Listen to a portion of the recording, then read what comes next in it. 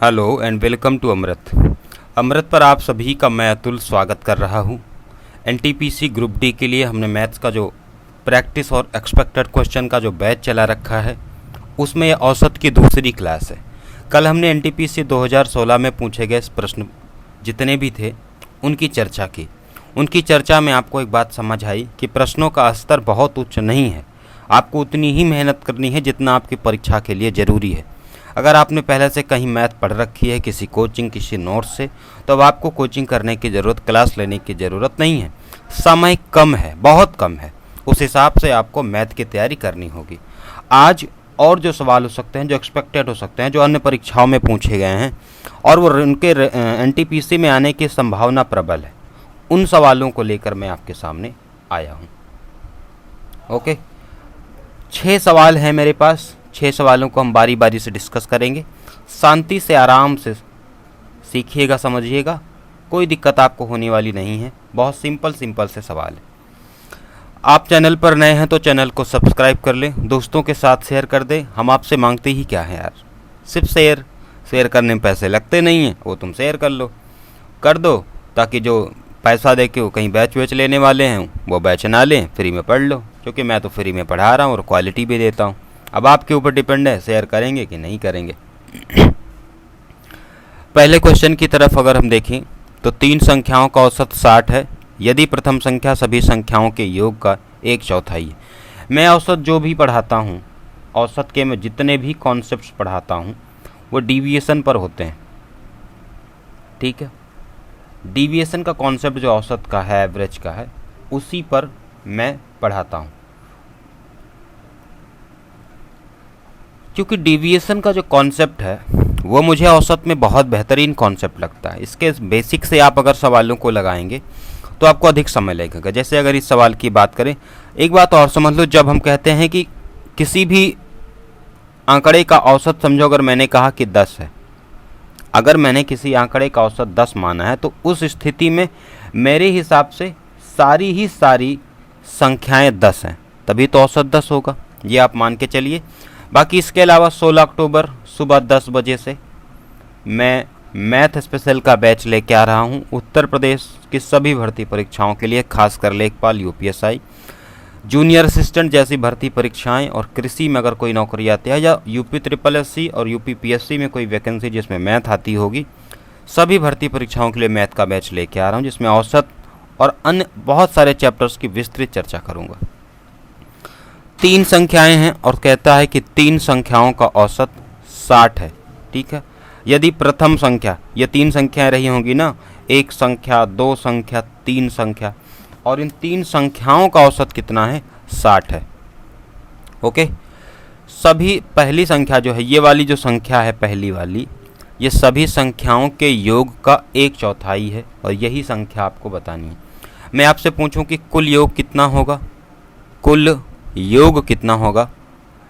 Pen थोड़ी सी slim हो गई है जिसको अभी मैं कुछ खिला पिला के मोटा कर ले रहा हूँ। कुल योग अगर मैं आपसे कहूँगा तो आप कहेंगे कि 3 संख्याएं हैं और औसत 60 है, तो कुल योग कितना होगा? 180 होगा। यही होगा कि नहीं होगा? कुल योग कितना होगा? आप कहेंगे कुल योग जो होगा वो 180 होगा। अब आपसे कहा जाए कि पहली जो संख्या है कौन सी, ये वाली, ये हर बार स्लिम हो जा रहा।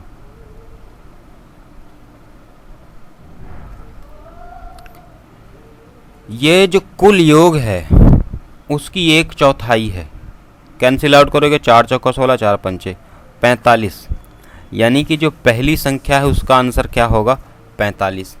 ये बहुत सिंपल सा सवाल है, लेकिन इसमें भी आप फंस सकते हैं। फंसने का मतलब कॉमन सेंस आपको हर सवाल में लगाना होगा, तभी आप सवाल को जल्दी से जल्दी कर पाओगे। सवाल करना और जल्दी करना 2 अलग बातें। आपको फास्ट करना है, बहुत फास्ट, और मैं आपको यही तरीके बताता हूँ जिसमें आप बहुत फास्ट क्वेश्चंस को सॉल्व कर पाओ। अगले क्वेश्चन की तरफ अगर हम बढ़ें, इसमें कहता है कि 8 संख्याओं का औसत 20 है। ठीक है, ये डिविएशन का बहुत शानदार उदाहरण है जिसमें मैं आपको बताने वाला हूँ। 8 संख्याओं का औसत 20 है जिसमें प्रथम 2 संख्याओं का औसत 15 सही 1/2 है अन्य 3 संख्याओं का औसत 21 सही 1/3 है। यदि छठवीं संख्या 7वीं और 8वीं संख्या से 4 और 7 कम हो। अब आपको यहाँ पे लेना पड़ेगा कौन सी संख्या? छठवीं संख्या, छठवीं, 7वीं संख्या और 8वीं संख्या। जो छठवीं संख्या है वो 7वीं और 8वीं से 4 और 7 कम है, यानी कि अगर मैं इसको x मानूंगा तो ये x+4 और ये x+7। मैं इसका एकदम बेसिक तरीका बता रहा हूँ। एकदम बेसिक का मतलब जो संख्याओं को मानने का बेसिक तरीका है, बाकी सवाल को लगाने का मैं आपको स्मार्ट तरीका ही बता रहा हूँ। ठीक है। आपसे क्या बोला गया? आपसे बोला गया कि 3 संख्याएं हैं जिनमें किस तरह का रिलेशन है, कुछ छोटी है कुछ बड़ी है, इस तरह। तो अब देखो, इस चीज़ को अभी मैं इरेज कर दे रहा हूँ, छठवीं, 7वीं और 8वीं संख्या को। ठीक है, इसको हम बाद में फिर से मान लेंगे, और आपको पता ही है कि मानना क्या है। मैं आपसे कह रहा हूँ कि 3 और 2, 5 संख्याएं तो हो चुकी हैं, 3 संख्याएं और बची हैं। कितनी? 3 संख्याएं और बची हैं, 3 संख्याएं जिनका भी कुछ औसत रहा होगा, और यहीं पे हम डिविएशन को लगाएंगे। हम जब कहते हैं कि 8 संख्याओं का औसत 20 है, तो हम ऐसा मानते हैं कि सारी की सारी संख्याएं 20 हैं। अब देखो, 20 से ये कितना कम है? आप कहेंगे 20 से ये 20, 15, 4, 19, -4 सही 1/2 कम है कि नहीं? -4 सही 1/2 कम है ना। और 20 से अगर हम बात करते इस संख्या की, इस औसत की, तो ये +1 सही 1/3 ज़्यादा है, 1:1/3 ज़्यादा है। ये जो 4 सही 1/2, 4:1/2 ज़्यादा है, ये कितनी संख्याओं के लिए ज़्यादा है? 2। तो इसको हम मल्टीप्लाई करेंगे, 4 दूना 8, 1 -9/2 कितनी संख्याओं के लिए ज़्यादा है? 2। तो 2 से 2 कैंसिल आउट, कितना आ जाएगा? आ जाएगा -9। अगर यहाँ पे हम इसी चीज़ को करेंगे तो 3 एकम 3 एक 4/3, और इसको 3 से मल्टीप्लाई करेंगे तो 3 से 3 कैंसिल, और ये 4 बटेगा। अब अगर हम ऐसा करें कि इसके और इसके, इन दोनों के बीच के अगर हम अंतर को ज्ञात करें, तो हमें मालूम पड़ेगा कि 9 में से 4 -9 और +4 कितना होगा? -5। यानी कि अब बात को समझो, डिविएशन सबके समझ में नहीं आएगा, लेकिन ये ऐसा तरीका है कि सवाल सेकंडों में होंगे। अभी मैं आपको समझा रहा हूँ तो टाइम ले रहा हूँ, अदरवाइज ये सवाल सेकंड्स का है, सेकंड्स का मैं बता रहा हूँ। -5 आना है, इसका मतलब इस डिविएशन में मुझे +5 लाना होगा, और +5 एक ही तरीके से आ सकता है अगर मैं इसको 20 सही 5/3 मान लूँ। मान नहीं, ये सही है। अगर मैं इसको 20 सही 5/3 मान लूँ तो ये आ जाएगा, चूँकि 20, और अगर हम इसकी कंपैरिजन करते 20 और 20 सही 5/3 की, तो ये जो है ये 5/3 ज़्यादा है।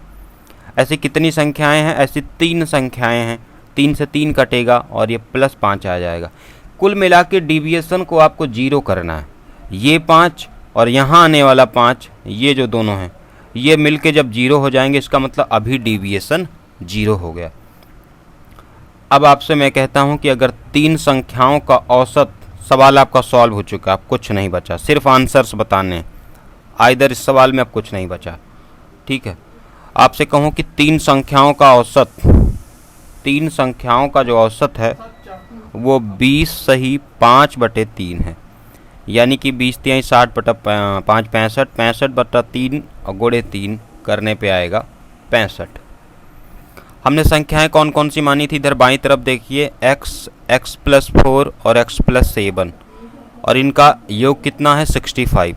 इन तीनों को अगर हम जोड़ दें तो 3x + 11 और इसकी वैल्यू हो जाएगी 65। यानी कि 3x जो होगा वो 65 - 11 54 होगा। x जो होगा वो 54/3 होगा, 18 होगा। x की वैल्यू कितना आ गई? हमसे पूछा 8वीं संख्या।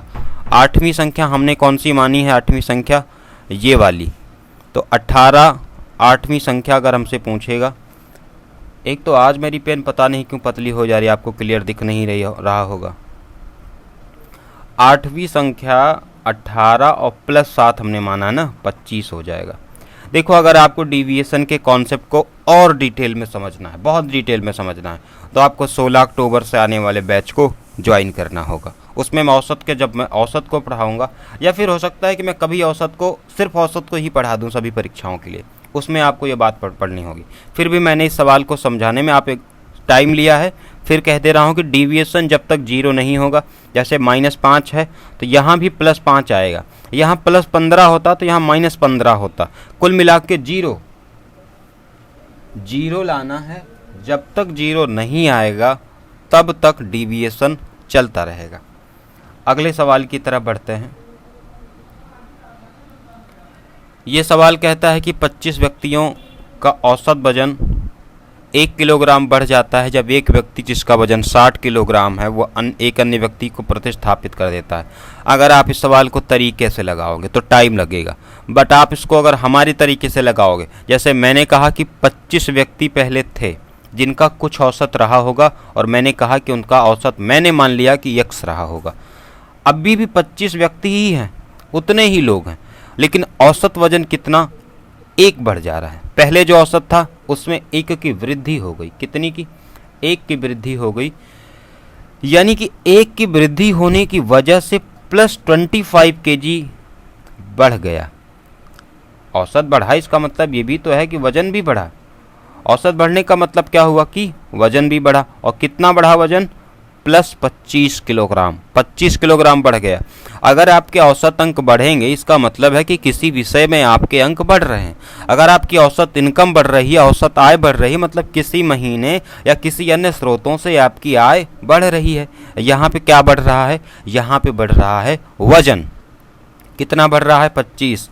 25 तो नया बढ़ा, 25 तो नया जुड़ा। रिप्लेस किसको किए थे, 60 किलोग्राम के आदमी को। अगर 60 की जगह 60 का ही आदमी आया होता तो औसत में कोई भी परिवर्तन नहीं होता। अगर 60 की जगह 60 किलोग्राम का आता, जैसे मैं 60 किलोग्राम का हूँ, मैं चला गया, मेरी जगह फिर से 60 किलोग्राम का आदमी आ गया, मतलब कोई भी परिवर्तन नहीं हुआ। लेकिन ऐसा हुआ नहीं, औसत में 1 की वृद्धि हुई 25 व्यक्तियों के कंपैरिजन में, यानी कि 25 किलोग्राम आने वाले व्यक्ति की जो व्यक्ति गया है उससे ज़्यादा है।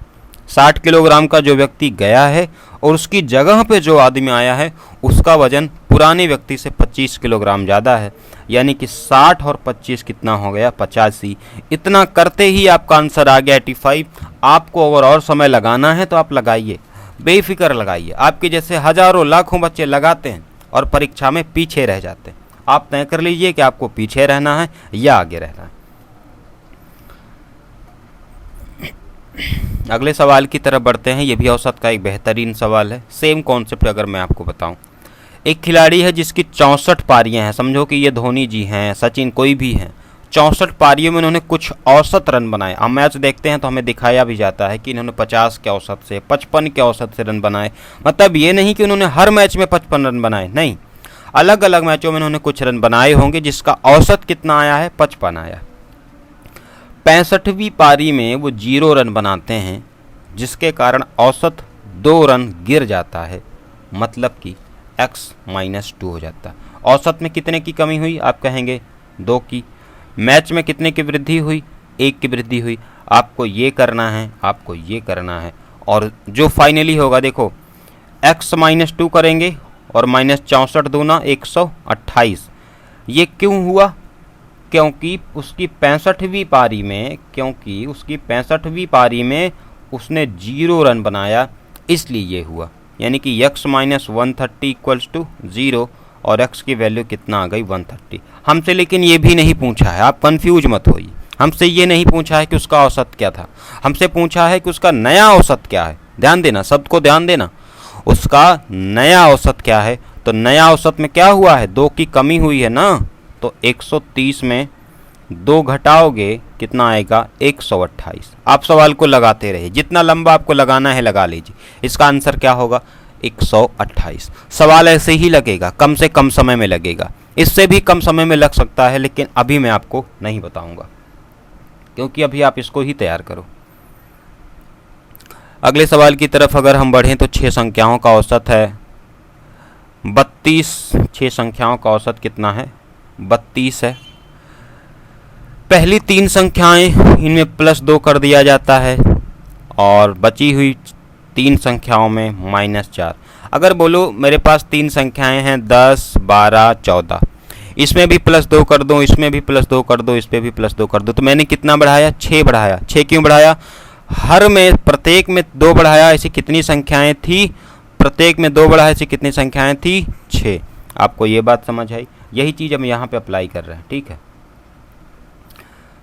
3 संख्याओं में 2-2 बढ़ाया, मतलब कितना बढ़ाया? 6 बढ़ाया। 3 संख्याओं में 4-4 कम किया, मतलब कितना कम किया? 12 कम किया। 6 बढ़ा के 12 कम किया, मतलब फाइनली कितना कम किया? 6 कम किया। अगर उसने 6 कम कर दिया, इसका मतलब औसत में भी कमी होगी। लेकिन कितने की कमी होगी? जो कमी हुई है औसत का मतलब ही है कि वो सभी लोगों में बराबर से बांटा जाए।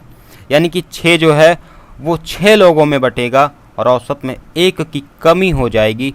32 की जगह औसत -1 होकर 31 हो जाएगा और आंसर क्या हो जाएगा? सी।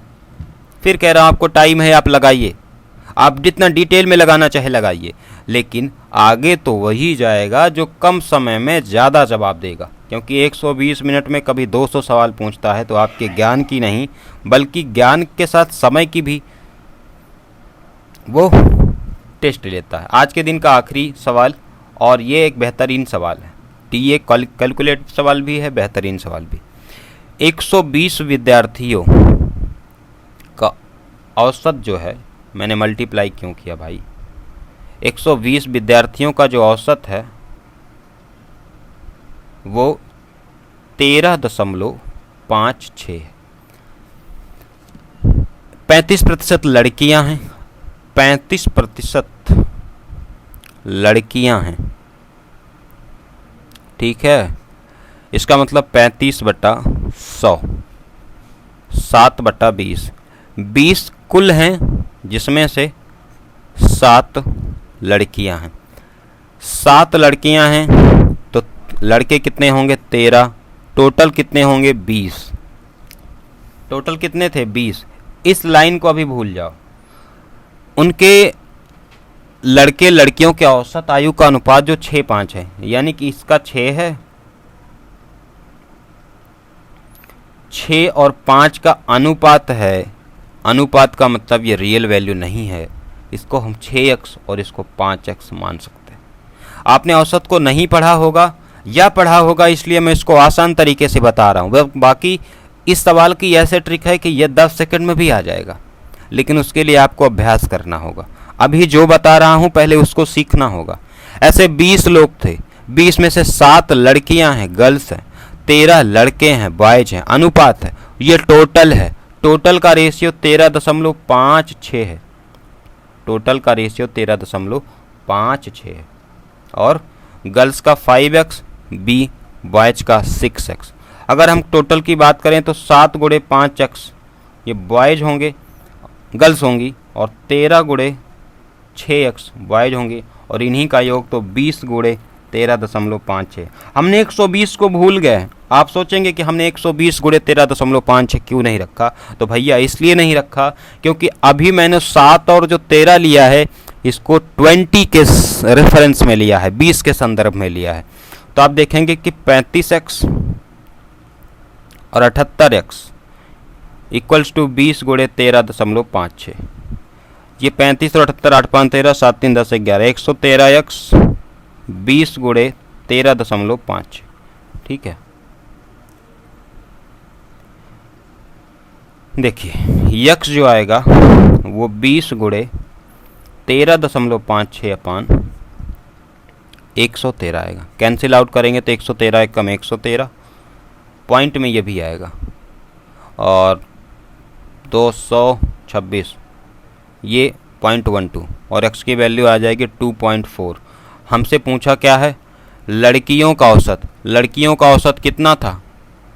लड़कियों का औसत हमसे पूछ रखा, तो लड़कियों का औसत कितना था? लड़कियों का औसत था 5x, यानी कि 5 × 2.4, जो कि आएगा कितना? 12। आपका आंसर क्या आ गया? 12। ठीक है, तो ये आज के दिन के एवरेज के 6 सवाल थे। 16 अक्टूबर 2020 सुबह 10 बजे से मैथ स्पेशल का बैच लेके आ रहा हूँ। ये बैच एनटीपीसी ग्रुप डी का ऐसे ही सेम चलता रहेगा, इसमें कोई समस्या नहीं आने वाली है। सो जुड़े रहिए, सब्सक्राइब करिए, बेल आइकन को दबा दीजिए।